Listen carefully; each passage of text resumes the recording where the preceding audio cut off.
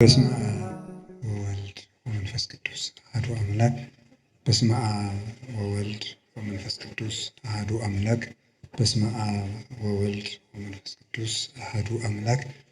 በባህሪው ሞት በመንግስቱ ሽረት የሌለበት ቅድመ ዓለም ሳይፈጠር የነበረ ዓለምን የፈጠረ ዓለምን አሳልፎ የሚኖር የአባቶቻችን አምላክ ቅዱስ እግዚአብሔር በሀብት ስቦ በረድኤት አቅርቦ በቅዱስ ቦታው ስለሰበሰበን ስሙ የተመሰገነ ይሁን። እግዚአብሔርን የወለደችልን መድኃኒታችን የተገኘባት የድኅነታችን ምስራቅ ድንግል ማርያም ወላዲተ አምላክ ቅዱስ መስቀሉ፣ ቅዱሳን መላእክት፣ ነቢያት፣ ሐዋርያት፣ ሰማዕታት፣ ደናግል፣ መነኮሳት፣ ሁሉም ቅዱሳን እግዚአብሔር ያከበረው ስማቸው የተመሰገነ ይሁን። በረከታቸው ይደርብን። የተከበሩ አባታችን መላከ ብርሃን መምህር አእምሮ የዚህ ታላቅ ደብር አስተዳዳሪ፣ የተከበራችሁ መምህራን፣ አባቶች፣ ካህናት፣ ዲያቆናት፣ ወንድሞች፣ እግዚአብሔርን የምትወዱት ይልቁንም እግዚአብሔር የሚወዳችሁ የእግዚአብሔር ቤተሰቦች፣ ምዕመናን አንድ አምላክ በሚሆን በአብ በወልድ በመንፈስ ቅዱስ ስም እንደምን ዋላችሁ? እንደምን ሰነበታችሁ? እንደምን አመሻችሁ? ኃጢአታችን ይቅር ብሎ እስከዚህ ሰዓት ያደረሰን አምላክ ስሙ የተመሰገነ ይሁን።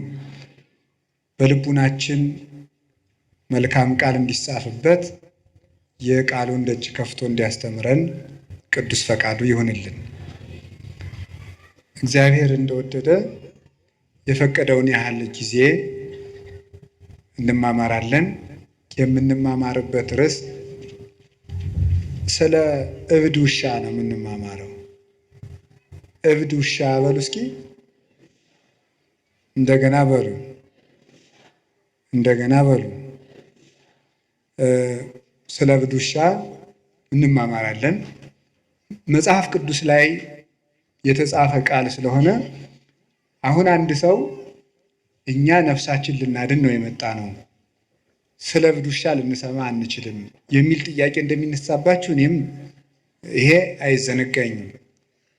ግን ትርፍ የሌለው ቃል በመጽሐፍ ቅዱስ አልተጻፈም፣ መምህርም ትርፍ የሌለው ቃል አይናገርም እና እግዚአብሔር በዚህም ቃል እንድንማር ቅዱስ ፈቃዱ ይሁንልን። ሐሳቡን እብድ ውሻ ብሎ አታገኙትም። ሐሳቡን ግን የምታገኙት ትንቢተ ኢሳይያስ ምዕራፍ 56 ቁጥር 11 ላይ ታገኙታላችሁ። እሙንቱ ከመ አክልብት እለ ኢይጸግቡ፣ እነሱ እንደማይጠግብ ውሻ ናቸው። እንደ አማርኛው መጽሐፍ ቅዱስ ደግሞ እንደ ዲዳ ውሻ ናቸው፣ ዲዳ ውሻ ናቸው ብሎ ይናገራል። የማይጠግብ ውሻ፣ ዲዳ ውሻ ተብሎ ተነግሯል። እንደዚህ ተብሎ የተነገረላቸው እነማን ናቸው? እኛስ ከዚህ ለመዳን ምን ማድረግ አለብን የሚለውን ነው የምንማማረው። እንግዲህ ስለ ውሻ ተፈጥሮ በቅዱስ መጽሐፍ የተጻፈውን ጥቂት ነገር እነግራችኋለሁ። ውሻ በቤተ ክርስቲያን ለብዙ ትርጉም ነው የሚውለው። በሰይጣን ይተረጎማል። ከሃይማኖት ባፈነገጡ ወንድሞቻችን ወይም ከፍለው በሚያምኑ መናፍቃን በእነሱ ይተረጎማል። በሰይጣን ይተረጎማል። በቅዱሳንም ይተረጎማል። ውሻ ማለት ነው። በምዕመናንም ይተረጎማል። ውሻ እንደዚህ ያስባለውን ምን ምን እንደሆነ እነግራችኋለሁ። በቅዱሳን ሲመሰል ውሻ በቅዱሳን ሲመሰል አንድ መልካም ጠባይ አለው። ልሳነ ከለባቲከ ላዕለ ጸላይቱ፣ የውሾችህ አንደበት በጠላቶችህ ላይ ነው ይላል ቅዱስ ዳዊት። የውሾችህ አንደበት በጠላቶችህ ላይ ነው ይላል። ውሾችህ የሚለው እግዚአብሔርን ነው። እግዚአብሔር ውሻ አለው እንዲህ ብሎ ሰው ያስባል። በእርግጥ የፈጠራቸው ውሾች ሁሉ የእግዚአብሔር ናቸው። እግዚአብሔር ከፍጥረት ወገን አክብሮ ያልፈጠረው የለም። ሁሉም ለተፈጠረበት ዓላማ መልካም ነው። ክርስትና ሃይማኖት ትልቁ ከባድ ነገር ምንድን ነው? ብቻን መቆም። የሚያሸልምስ ምንድን ነው? ብቻን መቆም። ሰዎች ድግስ ተዘጋጅቶ ሴርሞኒ ሁሉ ሰው ሲደነክር ይህ ነገር ሰዎች ይስቁብኝ እኔም አንገቴን አስመትቼ ልውጣ የሚያሰኝ ነገር ይመጣል። እዚህ ብቻ መቆም ነው። ሰው ሁሉ እስክስታ ስለወረደ የግድ መንቀጥቀጥ የለብህም። ከሳቁም ይሳቁብ። አቡነ ዘበሰማያት ብለው በማይበሉ ሰዎች መሃል አቡነ ዘበሰማያት መድገም አሁን ምንድን ነው? ገድሉ ነው። እጨጌ እስኪበሉ ይላል። ለማሸማቀቅ ነው እንደዛ የሚለው። ሱሪ በሚለብሱ ሴቶች መሃል ቀሚስ ለብሶ መሄድ ጅልነት ነው። እንዴት እናድርግ? ጓደኞቻችን እንደ ጅል እየቆጠሩ ነው። ይቁጠራ። ከእግዚአብሔር ጋር መቆም አይሻልም እንዴ? ከጅሎች ጋር ተሰልፎ የጅል ዋጋ ከማግኘት ከብልሆች ጋር ተነቅፎ ከእግዚአብሔር ጋር መክበር ይሻላል። እግዚአብሔር ነዋ ክብር። ሰዎች ያከበሩትን ነገር ይንቁት ዛሬ። አምና ያከበሩትን ዘንድሮ ይንቁታል፣ ይታወቃል። ኢትዮጵያ ውስጥ በረባሶ የሚባል ጫማ አለ፣ ታውቃላችሁ? የመኪናው ጎማ ማለት ነው። የመኪናው ጎማ በጫማ ምስማር ደግሞ የሚባል አለ። ጫማ ምስማርም ራሱ በዚያ ጫማ ምክንያት የመጣ ነው የሚመስለኝ። በዚያ በምስማር ተመቶ ሰው ያን አድርጎ ይሄዳል እና 3 ብር ነበር የሚሸጥ እኔ ሳውቀው፣ ብር ከ50 ነበር። በ2000 ዓመተ ምህረት ይመስለኛል፣ እርግጠኛ ነኝ። ወይ አንድ ዘፋኝ ለብሶት ዘፍኗል። በጣም ብዙ ውድ ዋጋው ነው። በሚሊኒየሙ ፋሽኑ ነው። ሰው ሁሉ ነጠላ ጫማ የከተማ ልጁ ላይ እያደረገ ሲጃጃል ነበር። መልሶ ደግሞ ይንቀዋል ሰው። የሰው ልጅ አይምሮ ተለዋዋጭ ስለሆነ ሰው ያከበረው ነገር ትልቅ አይደለም። ተለዋዋጭ ነው የሰው ልጅ። አምና በተደሰትንበት ነገር ዘንድሮ አይደሰትም። ቂጣኛ በሀገራችን አሁን ድሮ የተናቀ ሰው እንደሚበላው ነበር የምናውቀው። ምን ቂጣ ትጠፈጥፋለች ማለት የሴት ስድብ ነበር። አሁን ፒዛ የሚል ስም ወጥቶለት ከተማ ተሽሞን ሙኖ ነው የሚበላው። አሁን ቂጣ ነው እኮ ግን ምንም ሰላጣ ምናምን የተቀባ ቂጣ ነው። የሆነ ነገር ተጨመረበት ነው እና ቂጣ ስሟን ቀይራ ሆቴል ውስጥ ተከብራ ትሸጣለች። የሰው ልጅ ጭንቅላት ወረተኛነት እኮ ነው የሚያሳየው። እንዲሁ እኮ ግሮም እኮ እኔ ቂጣን ምን ጨነቀ ብዬ ነው በውድ ምገዛው። ፈልግ እቤቴ ያስጋግሬ በብረት ምጣድ በበርበሬ ያስቀብቻ አልበላም። ሽንኩርት ምናምን ከሆነ ከትፌ ጨምርበታለሁ። እንዲሁ ሰው ምን አብዶ ነው እዚያ ውድ ብር ገዝቶ የሚበላ? እንዲሁ እኮ ግርም ነው የሚያደርገው። ይኸው ሰው ጭንቅላቱ ተለዋዋጭ መሆኑ የምታዩት ለዚህ ይህ የሰው ልጅ ወረተኛነት ነው። እና ሰዎች ወረተኛ ስለሆኑ ሰዎች ላጨበጨቡለት ነገር ዘመን ተከትሉታል ተብሎ ሂዶ መግዛት፣ ሂዶ መሸጥ፣ ሂዶ መሰለፍ፣ አብሮ ማጨብጨብ የሆይ ሆይታ እምነቱ ሆይ ሆይታ ምን ስብሰባው ሆይ ሆይታ። አባ ገሌን እኔ እወዳቸዋለሁ ሲጀበላት ወዳቸውን ሁሉን ውደዱ ብሎ ልጌታ። ምእመንነትና ደጋፊነት ልዩነት አላቸው። ደጋፊ አጨብጫቢ ነው። ምእመንሳ ጸዳቂ ነው። ምእመን የሚጸድቅ ነው። የሚያጸድቀውን እየፈለገ የሚሰራ ነው። ምእመን ደጋፊ አይደለም። ተከታይነትና ምእመንነት የተለያዩ ነገሮች ናቸው። ሰባኪው የራሱ ተከታይ ያለው፣ መነኩሴ የራሱ ተከታይ ያለው፣ ጳጳሱም የራሱ ተከታይ ያለው ያርጉ የሚያደራጀው። እንደዚያ ሲሆን ታዲያ ምንድን ነው? ብቻን መቆም። ከማን ጋር? ከእውነት ጋር ነው። ዮሐንስ ወንጌላዊ ጌታ ሁሉ ይሰቀል የሚል ቄሱ ሁሉ ተሰብስቦ የኢየሩሳሌም ቄስ ሁሉ ጌታን ሲቸነክር ከእውነት ጋር የቆመ አንድ ሰው ነበር የምታዩት። እሱ ማለት ነው ዮሐንስ። ከእውነት ጋር አንድ ሰው ቁሞ ነው። ከውሸት ጋር ህዝቡ ሁሉ ቁሞ ነበር። አንድ ሰው ከእውነት ጋር ቁሞ አይደል? ለዚያ አንድ ሰው ነው ሰማያዊ ሽልማት የተሰጠው። ያቺ ሽልማት ማናት? እመቤታችን። ከእውነት ጋር ብቻውን የቆመ ሰው ብቻውን ትልቅ ዋጋ ያገኛል። ብቻውን። ያ እውነተኛ ሰው የተቀበለው በረከት ደግሞ ለሁሉ ይተርፋል። ቅዱስ ዮሐንስ እነኋት እናትህ ተብሎ ስለተቀበለ ነው ድንግል ማርያም ለእኛም እናታችን የሆነች። ይሄንን የሚገኘው ብቻን ማውቀው። ሰው ሁሉ የፈለገውን ሊል ይችላል። እውነት ከሆነው ከመሰለን እውነት ጋር አይደለም፣ እግዚአብሔር ከገለጠው እውነት ጋር ብቻችንም ቢሆን መቆም መልመድ አለም። ይሄን በቤተሰብ መሀል እንለማመደዋለን። በጓደኛ መሀል እንለማመድ። ጓደኛ እንዲህ ሳለን ጓደኛዬ ነው ምን ላድርግ የሚባል ነገር የለም። ጓደኛ ነገ አይቆምልህም በክርስቶስ ቤት። ምድር አደራዋን በመለሰች ጊዜ ያን ጊዜ እናትም ልጇን አታድንም። ጓደኛ አይደለም ጓደኛ እንዲህ አድርጎኝ ጓደኛዬን እንዳይከፋው ብዬ አይባልም። የዛን ጊዜ ይሄ መልስ አይደለም። ብቻን መቆም ከማን ጋር እና ብቸኝነትን ደግሞ እንደ ደስታ ቆጥሮ ምን ማድረግ ነው? ማመስገን።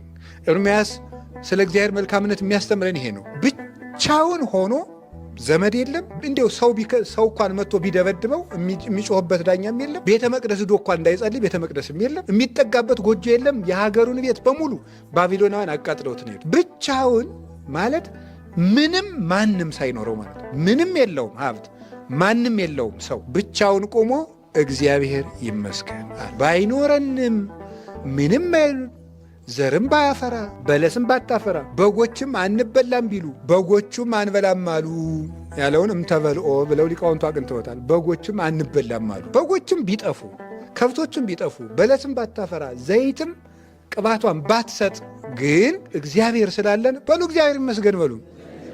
ቅዱስ ጳውሎስ እናንተ የፊልጵስዩስ ሰዎች ባለፈው ታስሬ ሳለ ገንዘብ አዋታችሁ ስለላካችሁልኝ ደግ አደረጋችሁ፣ በመከራዬም ተሳትፋችኋል አለና ምን አለ መሰላችሁ? ነገር ግን እንደዚህ ስላችሁ ጊዜ እንዳትታበዩ ያለኝ እንደሚበቃኝ አውቃለሁና። ሊቃውንቱ ትርጓሜያቸው ላይ ጳውሎስ ምን አለውና እንዲህ የሚል ሃይማኖቱ ጳውሎስ ያለኝ ይበቃኛል የሚል ምን ኖሮት ነው? ሃይማኖቱ አለው፣ እግዚአብሔር አለው።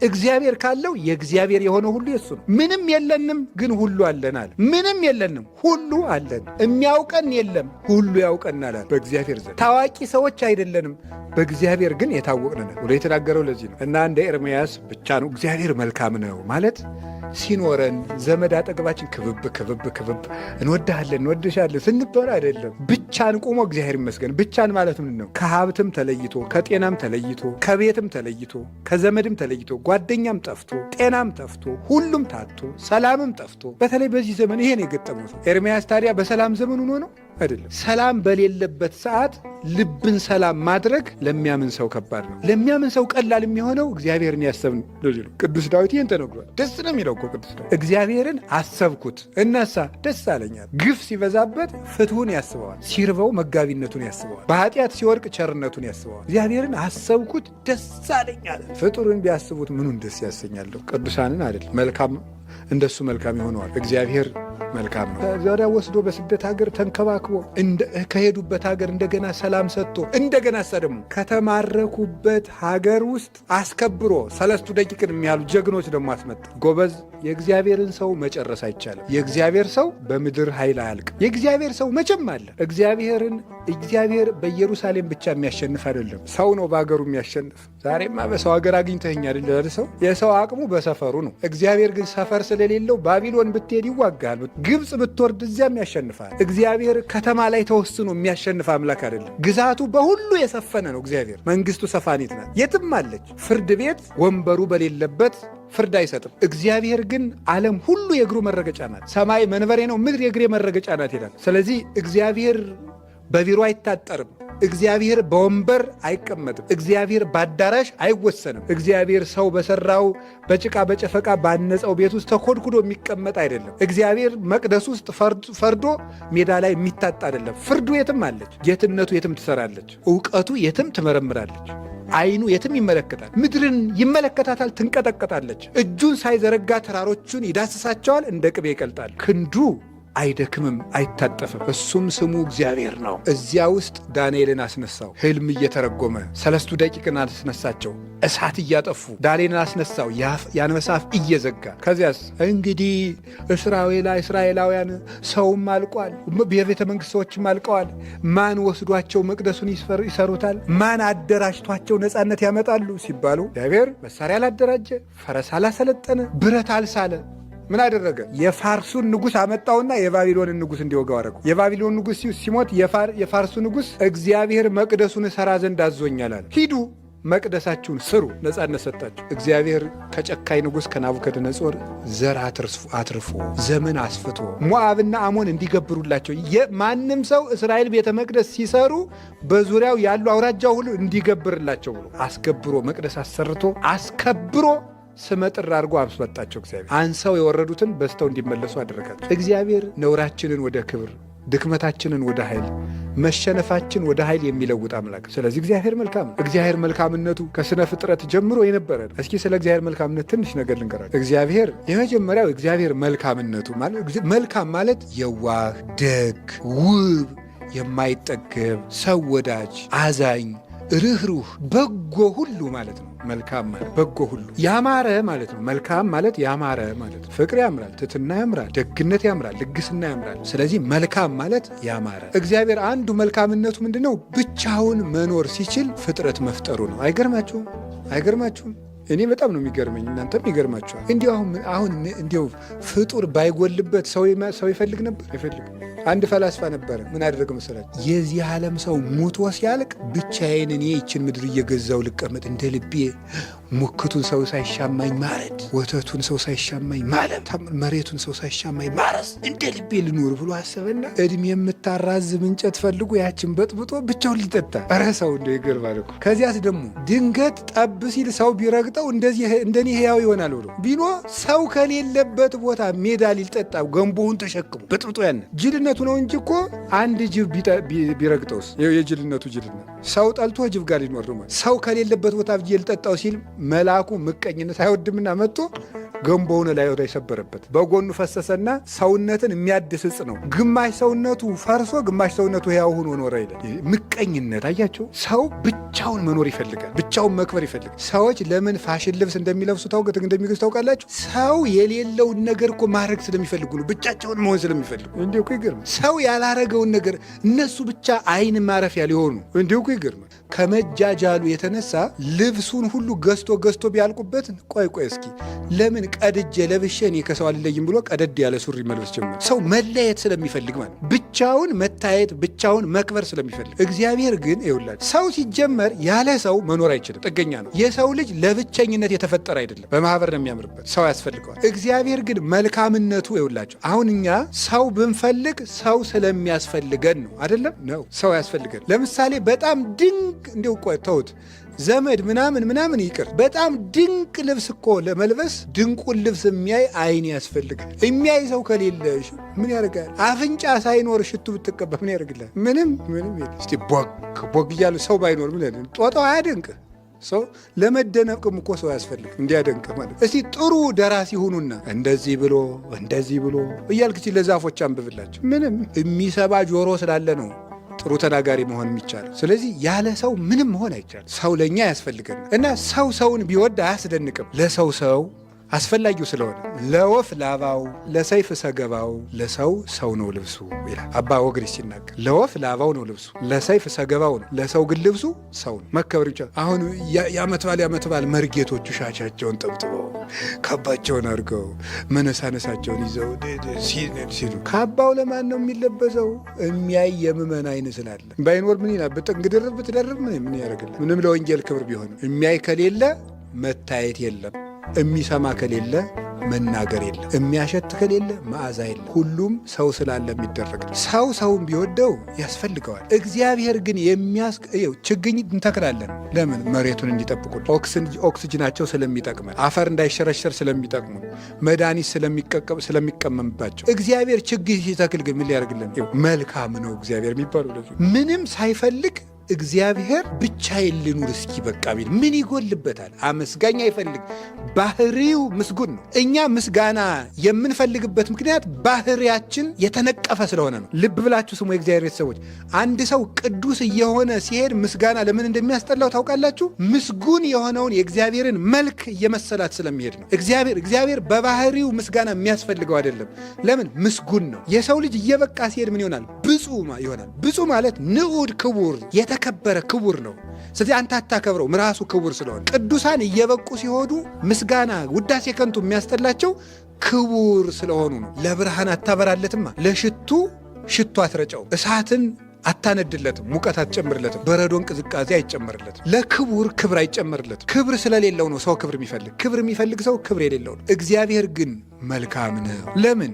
ሰላም አያስፈልገው፣ ሰላም ነው። የሚያፈቅረው አይፈልግ፣ ፍቅር ነው። የሚያመሰግነው አይፈልግ፣ ምስጉን ነው። የሚሰጠው አይፈልግ፣ ባለጸጋ ነው። የሚፈርድለት አይፈልግ፣ ዳኛ ነው። የሚያስታምመው አይፈልግ፣ ሕይወት ነው። እግዚአብሔር ምንም ሳይፈልግ ብቻዬን ልኑር፣ ለእኔ ምን ያስፈልገኛል? አንዳንድ ሰው ሲኮራ አይታችሁ ምንድን የሚለው? ምንህ እንደሆንኩ ታውቃለህ ግን ኩንትዘኩር የሚለው። እስኪ ከኔ ተለይተህ ሞክረው። እንደዚህ የሚለው አስፈላጊ ነኝ ብለው ነው። እና እኔ ለአንተ ብዬ ነው፣ እኔ ሁሉን ማድረግ እችላለሁ፣ ብቻዬን መኖር እችላለሁ። የምታየው ነው ሁሉ አለ። እነ እንትና አብሬ ሄደን እያሉኝ ነው፣ ትቼው ነው፣ እኔ አንተን ስለመረጥኩ ነው፣ ለአንተ ብዬ ነው፣ ስለምታሳዝነኝ ነው። ይመጻደቃል። እኔ በራሴ መቆም የምችል ሰው ነኝ ይላል። እግዚአብሔር ግን ምንም ሳይፈልግ ዓለምን መፍጠሩ መልካም ነው። ምንም ሳይፈልግ ዓለምን መፍጠሩ ሁሉ ሲሆን እሱ ምንም የሚፈልገው ሳይኖር ይህንን ነገርማ የእኔ መልካምነትማ ልፍጠርና ለፍጥረት ልስጠው ማለቱ ይሄ እግዚአብሔር መልካም ስለሆነ ነው። እግዚአብሔር መልካም ነው። እግዚአብሔር የፈጠረው ፍጥረት ሁሉ መልካም ነው። መጽሐፍ የመልካም ነገሮች ምንጭ ነው እግዚአብሔር። መጽሐፈ መክብብ ምዕራፍ 3 ቁጥር 11 ላይ እግዚአብሔር ሁሉንም በጊዜው ውብ አድርጎ ሰራው ይላል። እግዚአብሔር የመልካም ነገሮችን ሁሉ የፈጠረ ነው። መልካሙ ሁሉ የእግዚአብሔር ነው፣ ክፉ ሁሉ የዲያብሎስ። እግዚአብሔር መልካም ነው። በመልካምነቱ ነው መልካም ነገሮችን የፈጠራቸው። ፍጥረት የመልካምነቱ ምንጭ ነው። ከዚያ ውስጥ መካከል ለሰው ልጅ ያደረገው የፍጥረት እንክብካቤ፣ በፍጥረት ጊዜ ለጥቃቅን እንስሳት የሰጣቸው ጥበብ፣ ለቀበሮ ብልህነትን፣ ለርግብ ደግነትን፣ ከጠላቶቻቸው እንዴት እንደሚያመልጡበትን ነገር፣ ለሚዳቋ ፍጥነትን ሰጥቷታል። ፍጥነትን ባይሰጣት አንበሳን ሩጣ አታመልጠውም። ላይጥ ጉድጓድ በቆፈርን ሰጥቷታል። ባይሰጣት ከድመት እንዴት ብላ ታመልጥ ነበር? ጉድጓዷን ቆፍራ እኮ ነው። እንዲሁም የገጠሩ ሰው ሲተርት እኛም አውቀናል ጉድጓድ ምሰናል አለች ነው የሚባለው። ጉድጓዷ ሆና እኮ ነው ድመት ላይ የምትቀልደው እያለች ያርጋቸው አይጥን የሚጠብቅ አምላክ አይገርማችሁም? ይህ እኮ መልካም ጉድጓድ መቆፈርን ማን ዩኒቨርሲቲ ነው የተመረቀችው? እግዚአብሔር እኮ ነው ያስተማራት። አይጥ እንዴት እንደምትጠበቅ የሚያስብ እንደሱ ያለ መልካም ምናል። እውነት እኮ ነግራችሁ ሰውን ቢጠብቅ አይደንቀኝም። አይጥ ሆይ ጉድጓድሽን ቆፍረሽ ድመት ስትመጣብሽ አምልጭ ብሎ ጥበብ የሚሰጥ አምላክ እሱ እግዚአብሔር ነው። አሁን እዚህኛ ውዳሴ ማርያም ስናደርስ ማታ ከሰዓት በዚህ በዛፉ ላይ ጠልጠል የሚሉ የሆኑ እንደ ዛፍ ላይ የሚወጡ ነገሮች አሉ እንደ ድመት የሚመስሉ። አሁን ለነሱ ደግሞ ምን የሰጣቸው ለምንድን ነው? እነ ውሻን እንዲያመልጡ ነው። ለነዚህ ዛፍ መውጣትን፣ ለወፎች እሳ መብረርን ቢሽከረከሩ ኑሮ እባቡ ተምዘግዝጎ ይወጣቸዋል። እባቡ ደግሞ መብረር አይችልም።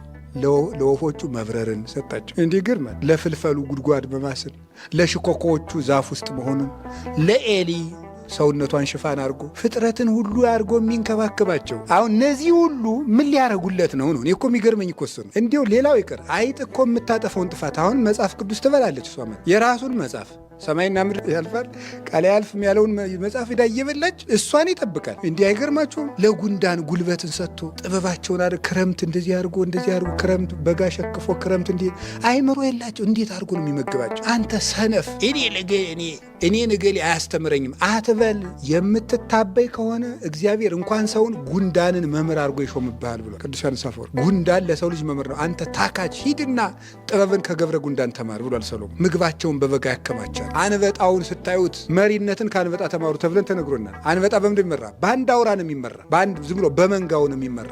አይለያይ። በፉጨት በድምፅ እየተመሩ ይሄዳሉ አንበጦቹ። ይህ በክርስቶስ ቃል የሚመሩ አንድ የሚሆኑ ምዕመናን ናቸው። እነዚህ አንበጣ እንደ ንብ አውራ የለውም። ዝም ብሎ ምንድን ነው የሚሆነው? በድምፅ ነው የሚመራው። በመንጋ ሆነው በህብረት የሚኖሩ አለቃቸው ክርስቶስን ብቻ የሚያደርጉ የዚያ ምሳሌ ነው። የማይጠቅሙትን ፍጥረቶች መፍጠሩ አይጡ፣ ጉርጡ፣ ቅንዱ። አሁን እንግዲህ ክረምት የማይፈላትል የለ። ያ ሁሉ መፍጠሩ እግዚአብሔር መልካም። ለሰው ልጅ ያደረገው እንክብካቤ ፀሐይን የፈጠረለት ለማን ነው? ተናገሩ እንጂ ለሰው ነው። አዝመራውን ያበስሉለታል። ልጁስ የሚያድገው በምንድን ነው? የከተማ ልጅ ይሞቅ አይሞቅ እንጃ። ድሮ እናቶቻችን ገጠር ህፃኑን ልጅ ሆዱን ሁሉ ቅቤ ይወለውሉና ያሰጡታል። ይሞቃል። ጥሩ የሆነ ለሰስ ያለ ፀሐይ። ቅቤውን አላውቀውም ለምን እንደሚቀቡት። የእናቶች ሳይንስ እኮ ራሱ ገና ተጠንቶ አላለቀም። ቅቤ ቀብተው በደንብ አድርገው ፀሐይ ያሞቁታል። እንግዲህ እናቶች ባዮሎጂ አልተማሩ፣ ምን አልተማሩ፣ ቫይታሚን ዲ ዚና ያለ ምናምን አልተባሉ። ከእግዚአብሔር የተማሩ እናቶቻችን ፀሐዩ ልጁን ያሳድገዋል፣ ቫይታሚን ዲ ያስፈልገዋል። ይሄው ነው። አዝመራው በፀሐይ ይበስላል። ጨረቃን የፈጠረው ለኛ፣ ከዋክብትን የፈጠረ ለኛ፣ እጽዋትን የፈጠረ ለኛ፣ አራዊት እንስሳት የተፈጠሩ እኛን ለማገልገል። ከዚያስ መላእክት የሚጠብቁን እኛ። የመጨረሻ በአርአያው የፈጠረው ማን ነው? ሰው። ይህ እግዚአብሔር መልካም። ማንም ሰው ውበቱን ማካፈል አይፈልግም። እንደዚህ ያደረገ እግዚአብሔር ብቻ ነው የምናውቀው። ማንም ሰው የኔን መልክ አንተ ያዝ ማለት አይፈልግም። ስናወራ እንኳን ምን ቢል ነው የሚሻለው? አንተ እኮ መልክ አለ ብንለው አንድ ሰው ምኔ ይላል። ማወቅ ይፈልጋል። እሱን መከረውን የሚያየው እሱን ራሱ ጆሮ ምናምን እንድንለው ይፈልጋል። ተለይቶ አንተ እኮ ትበልጠኛለህ በምን በትከሻ ብንለው ደስ ይላል። መለየት ነው የሚፈልግ። እግዚአብሔር የራሱን መልክ ሰጥቶ ፈጠረ።